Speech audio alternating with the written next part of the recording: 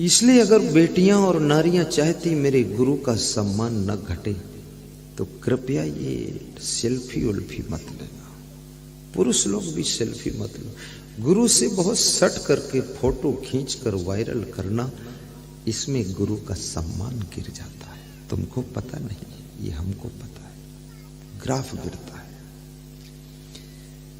Graph कितना जल्दी गिरता हो, कितना देर में उठता है, बड़ी लंबी श्रृंखला है। और हर नारी चाहती है मेरा गुरु, मैं गर्व से कह सकूं मेरा गुरु महान है। हर भक्त चाहता है मैं गौरव से कह सकूं हमारे असंग देव अच्छे। ऐसा गौरव, क्योंकि इस कलयुग में संत का अच्छा होना भी बहुत कठिन है, बहुत कठिन है। मैं किसी संत का विरोधी नहीं हूं, मेरा कोई हक नहीं मैं उसका विरोध करूं, लेकिन इतना जरूर है तुम्हारी श्रद्धा को चोट पहुंच जाती है। आओ बैठो सोनी जी, विराजो। आहा, गब्बर सिंह, क्या बात, क्या बात। हमारे गब्बर सिंह झांसी से, देखो मैं झांसी का नाम ले रहा था। हमारी महान भक्त, अटूट श्रद्धा रखने वाली गब्बर सिंह पधार चुके हैं। खड़े हो जाओ गब्बर, ताली बजा दो। दो लोग आए हैं। अरे ये बहुत महान भक्त है और धनवान भक्त है। मैं गुरु मंत्र देता हूं तभी कहता हूं धनवान, संकल्प लो धनवान बनूंगा, महान बनूंगा, गुणवान बनूंगा। बैठ जाओ, बैठो, बांध को पहनूंगा माला। साहिब साहिब, वो धनवान भी हैं, गुणवान भी हैं, महान भी हैं, बुद्धिमान भी हैं। रेलवे में सैकड़ों जगह रेलवे लाइन बिछाने का उनका ठेका चलता रहता है। पिता श्री सुरेश गुप्ता ठेकेदार के नाम से प्रसिद्ध है। गब्बर सिंह 1000-2000 मकान बनाकर भी साल भर में बेच देते हैं। अब सोच लो उसी से कितना, और श्रद्धा कितनी गठरी भर। 2 फूल माला लाए है, मुस्कुरा दीजिए। कभी ऐसी सभा झांसी में भी लगा दीजिए। पिताजी से पूछो मत, चुपके से लगा दीजिए। पिताजी का इनका इरादा है बहुत बड़ा प्रोग्राम करेंगे, लेकिन मैं इनसे कहता हूं तुम पिताजी से छोटे हो, तुम छोटे कर दो, पिताजी बांध को बड़ा करते रहो। साहिब बंधु, तो इस कलयुग में बेदाग संत रहना, बेदाग भक्ति होना। महलों में रहो तो मीराबाई जैसी भक्ति करो,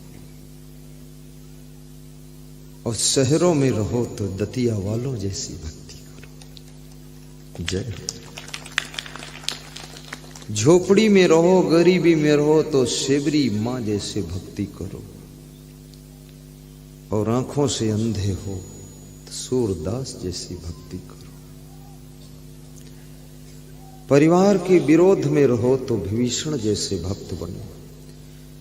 बाप अगर विरोध करे तो प्रहलाद जैसी भक्ति करो। याद रखना, किसी के विरोध से भी आपकी श्रद्धा टूटनी नहीं चाहिए। और शरीर में बीमारियां हों तो भी मन में भक्ति के गीत गुनगुनाते रहो। शरीर रोगों की खान है। ऐसा कोई व्यक्ति नहीं जिसके शरीर में रोग ना हो, लेकिन अपना अपना रोग लोग इसलिए नहीं बताते हैं कि इज्जत का सवाल भी है। सबको रोग बताना भी ठीक नहीं। सबको अपने घर की समस्या भी नहीं बताना चाहिए। तुम्हारा धन लुट गया ये बात सबको मत बताओ, नहीं तो इज्जत भी लुट जाएगी। अपनी जांग उंघारी के अपनी कही न जाए, किचित जाने अपना की मेरु जन गाए। और नियम बना लो। सबके पास में नियम होना चाहिए। आप अपने ढंग से नियम बनाओ। अपने चरित्र को बचाने के लिए, अपने गुणों की रक्षा के लिए, अपनी कलाओं की सिक्योरिटी के लिए और अपने त्याग वैराग्य ब्रह्मचर्य की रक्षा के लिए कुछ नियम बना लो कि हमें ऐसे रहना। जैसे मैंने नियम बनाया है कि किसी माता बहन को अपनी गाड़ी में साथ में नहीं बिठाना है। अगर उनको जाना कोई इमरजेंसी है तो मैं उतर जाऊंगा, ड्राइवर को बोल दूंगा तुम जाओ, इनको दतिया भेज के आ जाओ, लेकिन साथ में नहीं बैठना। क्योंकि साथ में कोई देखेगा तो कहेगा अरे वो तो गुरुजी लेडीजों को साथ साथ लेकर चलते हैं, बदनामी हो जाएगी। और नाम कमाना आसान है इस दुनिया में, क्या नहीं, जिंदगी गुजर जाती है, नाम नहीं हो पाता है। लेकिन याद रखना 50 साल की मेहनत से जब नाम पैदा होता है और 5 मिनट की गलती से नाम खत्म हो जाता है। धन खो जाएगा तो फिर आप कमा लोगे, जमीन खो जाएगी फिर से खरीद लोगे, गाड़ी चोरी में चली जाएगी नई ले आओगे, सेकंड हैंड ले आओगे, और पत्नी रूठ जाएगी तो फिर मना कर ले आओगे। लेकिन नाम अगर एक बार खो गया तो न पैसे से मिलेगा, न रिश्वत से मिलेगा और न हाथ जोड़ने से मिलेगा। वो गया तो गया, अब जिंदगी में नाम वापस नहीं आएगा। आज हल्दीराम नमकीन का नाम बिकता है।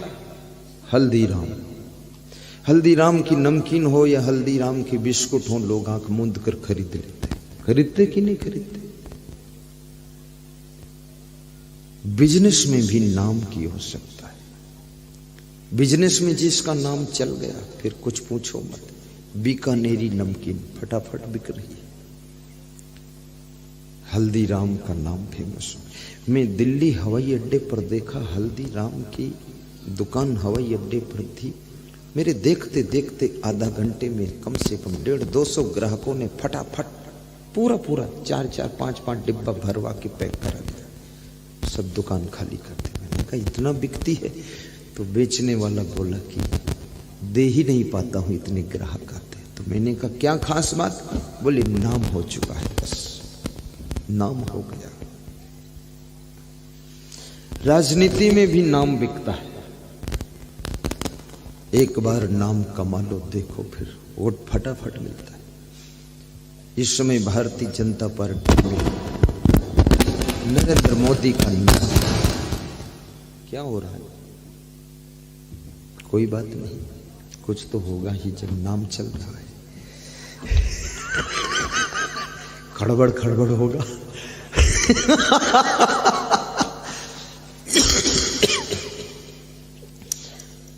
मोदी के नाम से अगर कोई बिल्कुल कमजोर नेता खड़ा हो जाए वो भी जीत जाता है। लहर है इसमें। लेकिन जिस दिन नाम डूबेगा मोदी भी हार जाएगा, वो भी हार जाएगा। इसलिए नाम बनाने में तो बहुत टाइम लग गया है। आज रिलायंस पेट्रोल पंप का भी नाम चलने लगा है। हमारे संत जी बोलते हैं उसका तेल डालो तो माइलेज बहुत अच्छा आता है। तो हमने कहा क्यों, कोई स्पेशल तेल अलग से बनाता क्या? बोले इतना तो लंबा नहीं सोच सकता मैं, लेकिन माइलेज आता है। अब कई बार हमारे साधु रिलायंस पेट्रोल पंप ढूंढते रहते, किधर है किधर है, 50 किलोमीटर तक उसे ढूंढते रहते। मैंने कहा कभी कभी दूसरे को भी डाल लो, उसकी भी रोटी चल ले तो क्या फर्क है, चलो। लेकिन नाम बहुत बड़ी चीज है। स्त्रियों को भी अपना नाम कमाना चाहिए। नाम, आज मीराबाई का नाम भक्ति के आकाश के पटल पर मीरा, शिवरी, विभीषण, हनुमान का नाम चमक रहा है। और इस कलयुग के कालिमा के पर्दे पर रावण, कंस, दुर्योधन के कलंकित नाम भी दिख रहे हैं, बदनाम भी दिख रहे हैं। मैं निवेदन करूंगा, संत भी बनो तो पक्के संत बनो। साधु होना चाहिए पक्का होई कर खेल, कच्चा सरसों पेर के खरी भया ना तेल। खाली खाने पीने के लिए साधु बनने की जरूरत नहीं, बहुत मिलेगा भोजन। आपके माँ बाप तो खा पी रहे हैं, वे कोई साधु बनकर खा रहे हैं, घर में खा रहे हैं। साधु बनो तो सच्चे संत, नेता भी बनो तो अच्छे नेता बनो। ये बहुत वोट मांगने के समय हाथ पांव जोड़ना ही न पड़े, सबके घर घर जाकर पांव छूते घूम रहे, भैया मने, दाई मने, दादा मने, वोट दे देना, भले हमारे 2 जूते मार लेना, वोट दे देना। बेवकूफ कहीं का, 5 साल लूटा है, वोट मांग रहा बेईमान आदमी। ना तो नाला की पुलिया बनवाया, ना नाली बनवाया है, सब बर्बाद किया है, वोट मांगता घूम रहा है। इसकी खोपड़ी पे लोटा मार दो। चोर, इतना वोट मांगने के लिए गिड़गिड़ाने की जरूरत ही नहीं है। जीतने के बाद दिखाई नहीं देते हो, छिप जाते हो, ऐसे जैसे बादलों में सूरज छिप गया। अब जब चुनाव की हवा चली तो बादल उड़ गया, सूरज प्रकट हुआ है, वोट मांग रहे हैं, कौन वोट देगा?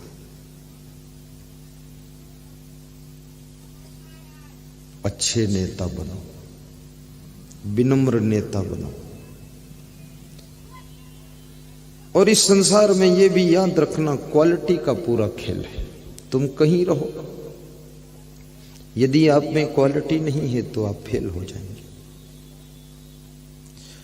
और हर कार्य में क्वालिटी की आवश्यकता है। दुकानदारी करने में भी क्वालिटी चाहिए, झाड़ू लगाने में क्वालिटी चाहिए, भोजन बनाने में क्वालिटी, परोसने में क्वालिटी। और याद रखना, प्रवचन करने में भी क्वालिटी होना चाहिए, नहीं कौन सुनने आएगा। अभी इतने लोग यहां आए हैं, देख लो आप इनको जरा, मत देखो, मैं देख रहा हूं। इतने लोग यहां आए हैं, कम से कम डीजल पेट्रोल किराया भाड़ा ज्यादा नहीं, सभी का जोड़ लो आने जाने का आइडिया से, तो 30-40 हजार तो फूक ही गया होगा। कोई 100 किलोमीटर से आ रहा है, कोई टीकमगढ़ से और दूर से आया है, कोई इधर शिवपुरी से आया, कोई ललितपुर और दूर से आया है। किराया भाड़ा लगता कि नहीं लगता है? लेकिन आकर के जब पहली बार मुझसे भेंट किया मेरे निवास पर, दर्शन कक्ष में, तो सभी लोग भाव से भर गए। क्या बोले कि कितनी किस्मत है, आप मिल गए, पहली बार मिले। मोबाइल के यूट्यूब में देखते थे, टीवी में 9 बजे रात को देखते थे, अब बाहर देखा, बिल्कुल रूबरू, क्या वही है, ठीक है, कोई नकली नहीं है, वही है।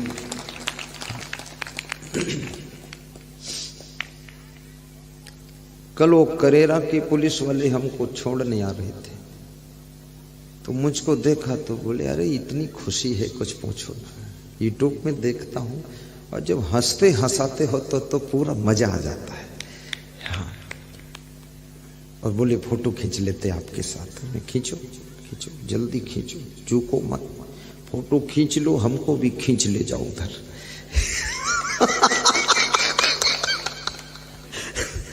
हाँ, जैसे वो कल्लू राम यादव और बृजकिशोर कुशवाहा, ये दोनों, ये जोड़ा है, पति पत्नी, मुख्य यजमान, ये मिल के हमको खींच लिया। वर्षा ऋतु में मैं इनके यहां आया था, बहुत सेवा किया था।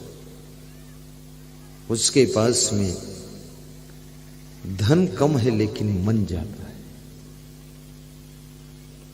और भक्ति बहुत है, श्रद्धा बहुत है, और मुझको खींच लिया। 2 बार खींचा है, बरसात में पदरोने में खींच लिया, मैं यहाँ 1 रात सो कर गया, और फिर खींच लिया, अब 3 रात सोऊंगा। ऐसे उसकी इच्छा है, कल यहां से तुम जाओ, प्रवचन खत्म, यहाँ क्यों काम कहां रुकोगे, पर मैं नहीं जाऊं। ठीक, कल भी रहूंगा। खींच लिया।